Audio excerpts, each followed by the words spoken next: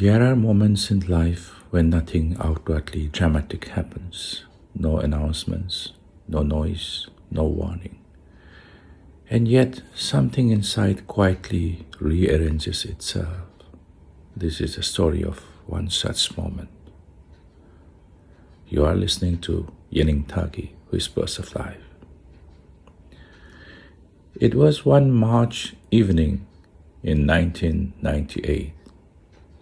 The order was handed to me casually as if it were any piece of paper. To me, it felt like arrival, permanence, a small assurance that I belonged here now. I folded it carefully and walked back to the hostel, the corridors familiar, the ceiling fans humming like they always did. For 2 days, I let myself believe that in a city like this, I could work anywhere. On Monday morning, I reported for duty at an old government building, high ceilings, worn wooden stairs, the faint sounds of footsteps echoing history. My joining report was accepted. I was told to return in a few days. Life felt ordinary again. When I returned, others were called in before me. Their postings were announced, civilian areas, familiar neighborhoods, near homes, near comfort. Then, almost as an aid, someone said to me quietly, "There is a chance that you may be posted inside." The word sat heavily in the air.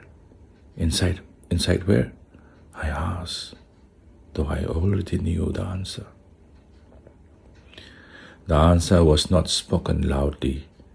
It didn't need to be. I stepped outside and crossed the road. At a small stall, I drank a bottle of mango juice in one long breath, as if sweetness could push fear back where it came from. I made a call.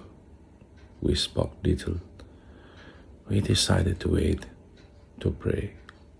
That night, sleep refused to come. The next day, the order was confirmed. I tried to speak.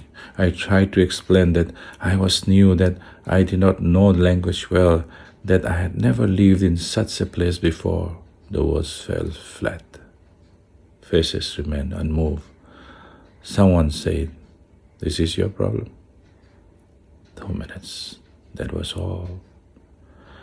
I walked out carrying more than a piece of paper. I carried something sharp and burning, not fear alone, not humiliation, not the posting, but the manner of it. That night, a thought arrived quietly, the way truths often do.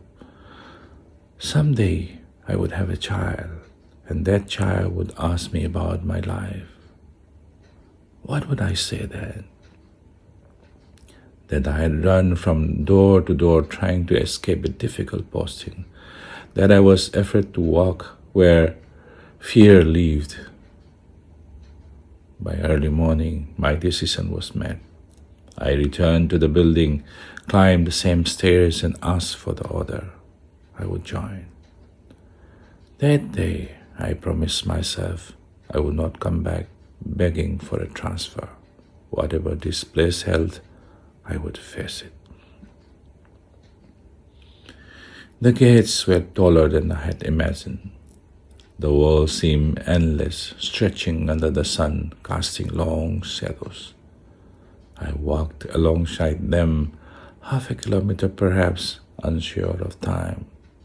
There were checks, registers, stamps on skin, keys that changed like punctuation marks.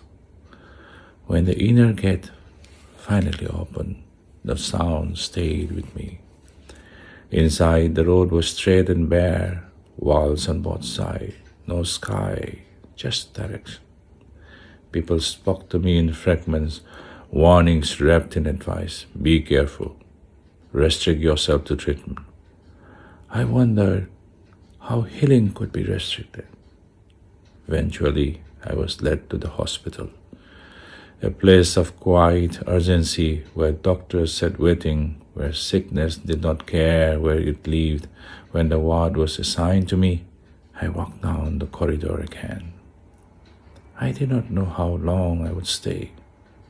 I did not know what the walls would teach me, but I knew one thing with absolute clarity. I had not turned back, and that somehow felt like the beginning. You have been listening to Yeningthagi, Whispers of Life, a new story every Sunday.